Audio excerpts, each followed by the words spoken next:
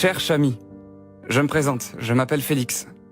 J'ai 24 ans, j'ai les cheveux bruns, bourrés d'épis, les yeux verts bouteille, c'est comme ça que l'oculiste m'a dit de les appeler. Je suis grand, plus grand que toi, je vais bien, je suis en bonne santé et je suis ton fils. Voilà, j'ignorais comment l'amener, je suis ton fils. Salut papa. Je me suis souvent demandé à quoi tu ressemblais. Je veux dire, à notre âge, qu'est-ce que tu portes? À quoi tu penses? Quel genre de musique t'écoutes? Comment t'imagines ta vie? Quels sont les plans que t'as tracés qui finiront par finalement dévier jusqu'à moi? J'ai souvent rêvé de te rencontrer dans un bar, qu'on parte à vélo, en voyage, faire des soirées, discuter sous des nuits entières de filles, d'amour, d'avenir, enfin ce genre de trucs. Je me demande si on aurait été copains. Peut-être tu m'aurais détesté en vrai. En vérité, je suis tout ce qui t'exaspère.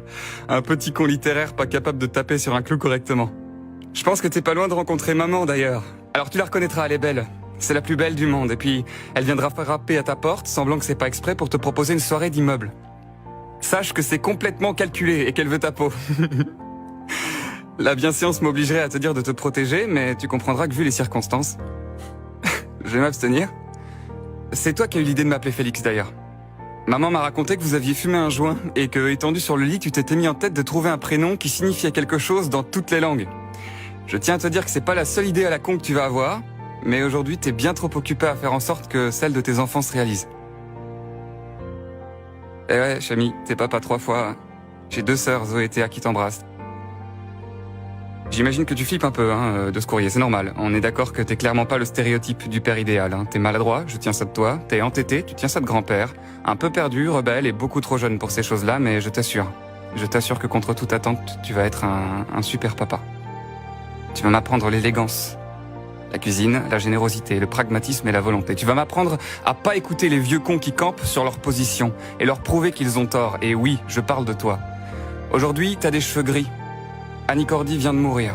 Les téléphones captent Internet pratiquement partout. Je vis à Paris, t'as un chat, et tu t'occupes beaucoup de grand-mère et grand-père.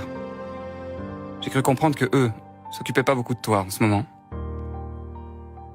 Eh papa, les laisse jamais te convaincre que tu mérites pas mieux, hein. Que t'es pas assez ceci, assez cela, ils ont rien compris. Moi je suis fier de toi. De la personne que t'es et que t'es devenue. Du jeune homme qui est devenu mon père au vieil homme qui est devenu mon meilleur ami. Alors j'aurais pas fait mieux, hein. Y a pas un jour où je me demande comment tu ferais à ma place. Je sais qu'on se le dit de moins en moins, mais je t'aime. Je t'aime, papa. Essaie aussi de temps en temps.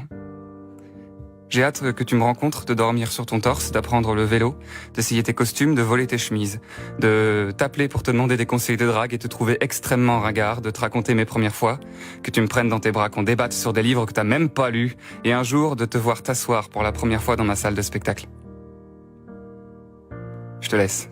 Prends soin de maman, s'il te plaît. Fais attention à toi.